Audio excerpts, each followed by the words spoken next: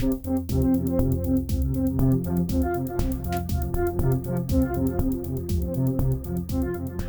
everyone, it's Elizabeth from Elpis Astrology at elpisastrology.com. Thanks for joining me today. So today I am going to do the whole of March from the standpoint of an astrological forecast. And individually, I will be doing each of your sun signs and or ascendants. So I will put a timestamp in for each of the ascendants so you can go directly to what is happening with regards to you specifically. So when we look at March 2022, we can really say that there's going to be some big changes in March for sure. So that if things have been stuck for you and not moving forward, this is the month where you're actually going to be able to see that the changes are starting to happen, and they're probably going to happen pretty rapidly too. So we start off on the 2nd of March 2022 with our new moon in Pisces, and it'll be at 12 degrees Pisces, 7 minutes, at 9:34 a.m. Pacific Standard Time. We will also have Mars in Capricorn going over Venus to connect with Pluto in Capricorn. So essentially having a Mars-Venus-Pluto conjunction. This is extremely powerful. Now when we have Mars and Venus together, typically we're talking about the celestial lovers. But here I think we're talking about males and females that are in traditional institutions working to transform things. Of course, the transformation comes through Pluto. So I would say this is really intense behind the scenes efforts by those people in power in our institutions, really putting great change into place. And I would expect to actually see that in the real world. That's not just going to be, we hope it's happening type of thing, and then we hear about it later. We're actually going to hear and see announcements about things with regards to change. So we then have on the 3rd of March, this whole Venus specifically does conjunct Pluto on her own. So even though Mars is still hovering around, we now have the diplomatic Venus conjuncting with the transformation. And I thought this was more with regards to peace or peaceful type activities, diplomatic type of activities, but probably through a woman. So we may have a woman rising here that brings great diplomacy to the world, and of course specifically to other places in the world that are potentially big hotspots right now. On the 5th of March, we have the Sun conjuncting Jupiter in Pisces at 14 degrees of Pisces. Now on the 19th of March, Mercury will come up to this point too. And I think what this is going to be all about is news literally about our waters, our ocean.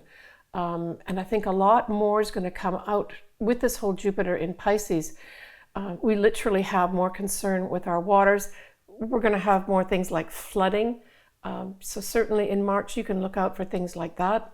I would, if individually you've got this prominent in your chart, literally be looking for things regarding water in your home. If there's anything that is dripping or potentially could have some kind of problems with water, I would get it resolved. This is a pretty big effect here. On the 7th of March, we have an interesting transit that's happening. And I thought this was sort of a turning point for March, even though it's just the 7th of March. We have Venus still conjuncting Mars, but it's now at 0 degrees of Aquarius. So now Venus and Mars take on a completely different hue with regards to what they mean. And I'll get to that in a second, but the important point is that this transit actually conjuncts the same degree point, 0 degrees and some minutes, Aquarius, that we had in December 2020. Where we had a whole new 20-year cycle happen or start with both Jupiter and Saturn. And this is of significance too. So this really gives, from my standpoint, it gives a buy-in.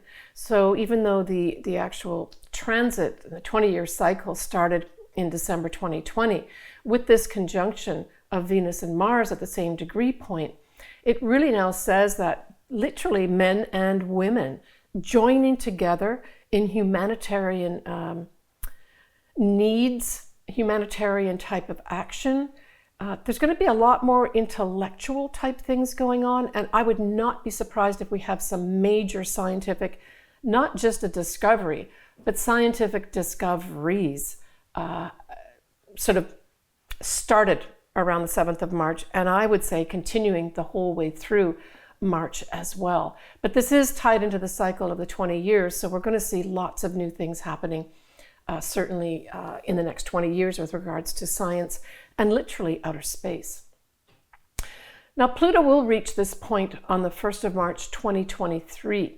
And of course, then that's that slow-moving transformational energy where it more incorporates the world in what's going on. So we really have another year almost from now with regards to some real visuals of how our world has changed scientifically, intellectually, from a humanitarian standpoint, that sort of thing.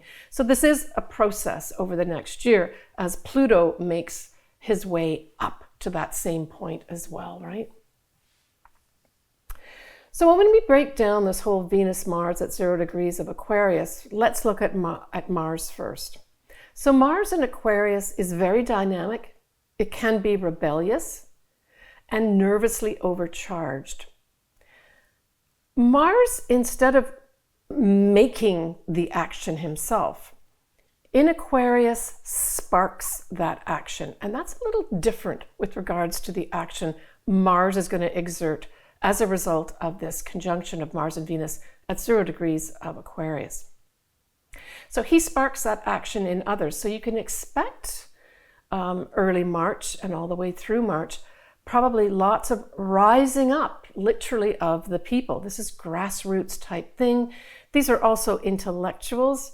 You know, if you think back to any newsreels that you saw, say from the 50s and 60s, I'm always amazed when you actually get to witness broadcasters and journalists speaking what they think is the truth, as opposed to having it diluted down and, you know, transformed through the media machine. And I think we're going to see a lot more of that too, where we're going to have on-the-spot type things where people are going to start speaking the truth, and it's going to get on the airwaves to really help us understand what's going on in this world. But certainly we're going to have literally the people rising and starting to do marches.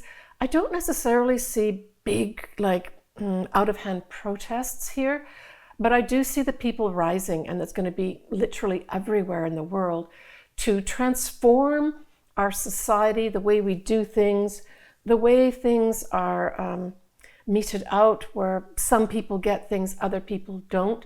There's going to be a real push for equality amongst all of us. So that's Mars. When we look at Venus in Aquarius, Venus idealizes love, but she brings a mental energy along with diplomatic relations, but specifically for humanitarian needs. She's certainly unconventional in Aquarius, and she seeks freedom from the fetters of relationships. And I would say probably around this time, we're going to be seeing literally breakups of relationships too, where people are just going to say, I need my freedom. And there's going to be a lot of that happening here too. But certainly when we look at the fact that really Venus and Mars in conjunction really stayed more in Capricorn before it then went into Aquarius, I really saw this more of Venus distributing the gains, right? The gains that she got in Capricorn. Capricorn's all about rising to the top, gaining power and control, but it's also gaining the goods, the money, right? That's kind of what Venus represents. So she's taking the gains that was made and then distributing that for the next few months as she's sparking off this whole conjunction with Mars and Aquarius and activating that whole 20-year cycle of Jupiter and Saturn. So look for that as well. In fact, perhaps we'll see even announcements where literally money is going to be distributed for humanitarian needs, and not necessarily just because there was some big earthquake or something. There's just going to be more distribution of the money that's out there to others that are in need. All right, So we've got the full moon that's going to be in Virgo on the 18th of March at 12:17 a.m. Pacific Daylight Time at 27 degrees of Virgo, 40 minutes. We're going to have Venus is going to be on her way to conjunct Saturn at this time, so bringing a really important diplomatic message to perhaps put something in writing in the law, to really form some kind of permanent thing with regards to diplomacy. That's what I feel here. And then, of course, Venus will be squaring Uranus, so this could be some upsetting, surprising news over the airways. That's where I saw this, because of course Uranus can represent the airwaves literally. But we do have Venus sextiling Chiron, and certainly in Virgo, with the whole Virgo full moon, Virgo is all about health as well as service to others. So it seems to me that what may happen during this full moon is that we collect all the right information and facts and apply it to this whole health situation that we have that gives us more opportunities to have better health. And so I think this full moon on the 18th of March will mark some kind of turning point with regards to the whole viruses, and give us some really good news with regarding how we're going to get through this. We may, however, with the square, still have some other variant come in to cause continued problems in this area. So on the 21st of March, we have, certainly from an astrological standpoint, we have the beginning of the new year in astrology. I'm specifically talking about Western astrology, of course. And this is when the sun ingresses in at 0 degrees of Aries. So here we have the start of the astrological new year for Western astrologers. Happy New Year, everybody. But it also marks for you, Aries, a time of new beginnings for you as well. Now, what's interesting is this whole effect of whatever turns up in this chart at this time, of course, is going to cover the whole time period for 3 months with regards to influence. So we look at the moon, and the moon is at 29 degrees of Libra, 53 minutes, squaring Pluto. So we can expect that there's going to be some intense, so when we have a 29 degree point anywhere in a chart, we know that there's culminating energies and it tends to become fairly intense. So I would suggest that not only around the 21st of March, but for the next 3 months, we're also going to have an intensification with regards to some kind of diplomacy going on. Libra represents that. It can be the law, so we may actually have the law being laid down as well. And certainly squaring Pluto, there's going to be some kind of resistance with regards to the old guard, right? That's Pluto, that's the people in power. What else could this be? I really got the feeling of laws somehow, that laws, and maybe this is going to go back to, laws being enacted more locally, municipalities doing it, or communities doing it more, as opposed to more federal or state laws, and that there's resistance to those in power, i.e. those in the state and those in the federal government, resisting those. That, I think, intuitively is what this is about. So we may see a lot more big pushes in that area. And again, this is, people seeking peace and harmony and just wanting the best for everybody is what it boils down to. It certainly asks for peace and give peace a chance. So from a mundane standpoint, perhaps that will also be in effect here too.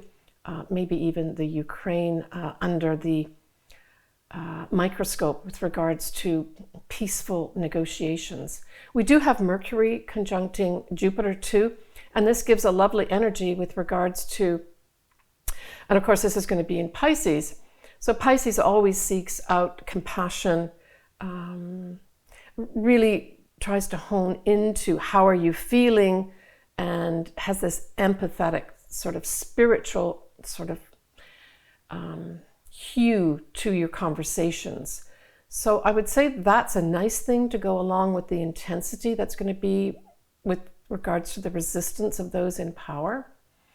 But we also have Venus, and it's a wide square, but Venus will be squaring Uranus at this time too. So again, this is that resistance to change, right? And again, I think there's going to be maybe some uprising of women to really try to enact change here.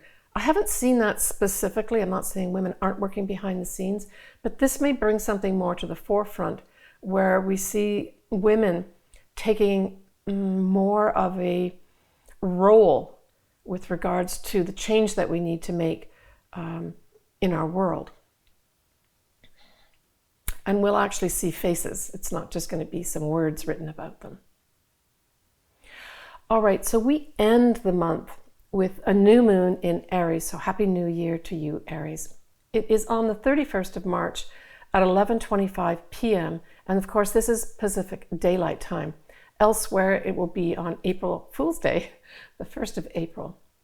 So at this new moon in Aries, we have the moon at 11 degrees of Aries, 31 minutes. And nicely, this sun and moon, because at every new moon we have the moon and the sun together, will conjunct Chiron. And I thought it was very appropriate that we sort of end March, and in many respects we're kind of ending a season in some ways with this conjuncting Chiron. And this just says, because of course Aries is the start of the zodiac, this is just a whole new start with regards to us healing. So I guess we can look towards the end of March with regards to some real line in the sand that we can say, oh, thank goodness, we're actually going to have better health. And certainly if you've got this anywhere in your chart and you've been suffering from ill health of any sort, this could be a whole new start for you. So we're looking at between 10 and 12 degrees of Aries, say your sun is there or your ascendant or a conglomeration of planets. The other thing we have is Neptune will be sextiling the north nodes of the moon in Taurus. Also really beautiful energy. It's difficult energy to capture unless you're vibrating to a very high level. So Neptune is really speaking to great compassion. It's agape love. It's like, communicating with everybody on the same level and not having any preconceived ideas with whoever you're speaking to. So it's a pretty high level of consciousness we're talking about, but if you're certainly open to it, this can certainly change. The more people that enter into that type of consciousness, however long you can stay in there, this is going to bring, for all of us globally, this north nodes of destiny to a much higher level with regards to compassion. Compassion for all, but especially compassion for ourselves, right? Now Saturn will be squaring Neptune sextiles, but Saturn will be squaring this. So Saturn goes back to the traditional, right? So it goes back to the more 3D type things with regards to where should we be going next as part of mankind. So again, I'm talking about more mundane type aspects. And so this is those in charge, those who've been telling us what to do, saying that we must continue doing it this way, the traditional ways. Whereas the Neptune sextile is saying, look, I'm trying to give you some opportunities here to really do things a lot better. It's not going to be more difficult to do it. It just means that more people will benefit. And this may also be tied into, with regards to our earth, literally, right? Our farming practices, and by extension, anything to do with our water as well, where we're going to be given some opportunities to clean things up. And I think we must take them. But we're going to have some resistance from those that are kind of ruling the traditional ways we've been doing things. All right.